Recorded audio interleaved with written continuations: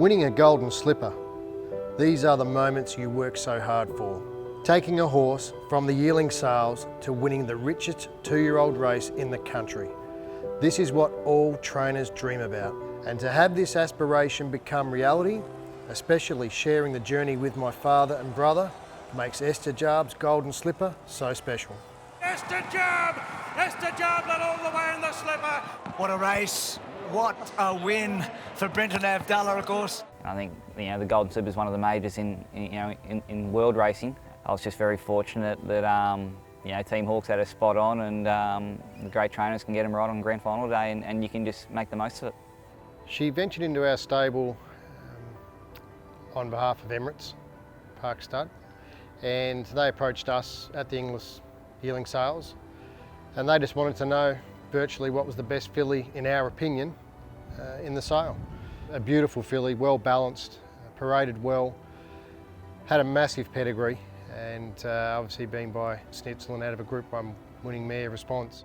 Yeah, I remember Michael telling me one morning, he goes, "Oh, I've got a filly for you to jump out and I'm sure you'll like her." And I remember turning up to the track work one morning and I ended up jumping out a filly. All I knew her by then was a Snitzel out of Response. Jumped her out and said to Michael straight away, "We've got something here," and from that day I always made sure I'd stuck with her. I think with her, once she came into the system, she always had that something about her. I suppose what we call as a natural.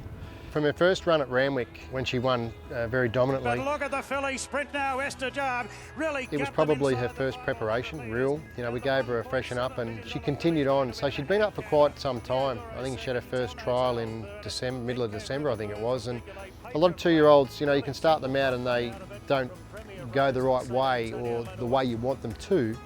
She just improved by herself naturally, and I think she was just gifted from day one, and hence we just guided her really into a path of a slipper.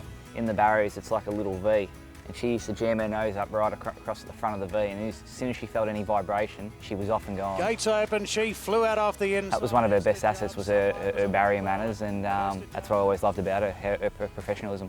Generally as a rule you do like to draw inside, but you do feel when the marble comes out and it is on the outside. It's not a good feeling, but then again, when you get the result, you don't worry about those things.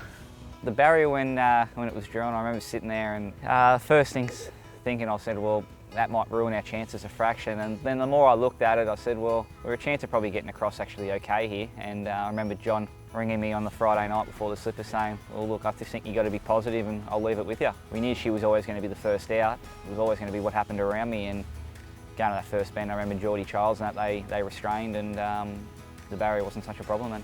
Well, I do get superstitious at times, and when we won our first slipper with Moss Fun, Wayne and myself and my wife, and we were all down in the mounting yard, and there was just a certain spot on the grass, and I said to Wayne, I said, look, we've got to go back out to the lucky spot. Dad said, well, I'm going to go in the tunnel and watch it. I'm not going with you two. I'm getting away from you.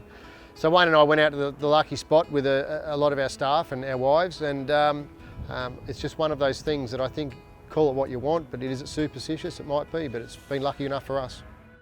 They're off and racing now in the slipper. Knowing the filly could jump as good as she could, we just decided that, hey, let's take the bull by the horns. We said to Brenton, so long as she jumps clean, the only thing you really have to do is give her that breather mid-race.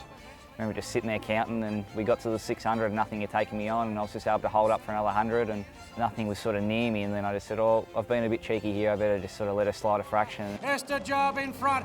When she came up the straight and she was halfway home, at the 200 metre mark, a hood was coming, but she just stuck on, and the fighter that she was, and in her races, she just stuck it out. And Estijaab led all the way in the slipper. I knew I had more to give, and it wasn't until sort of the last feeling I really asked for the effort, and I think it was a hood that got to my inside, and they all sort of started to get around me, but I was always confident she was going to hold them off. You've got to give credit to Brenton on the ride, but more importantly, I think for her, because she just knows and was what was expected of her.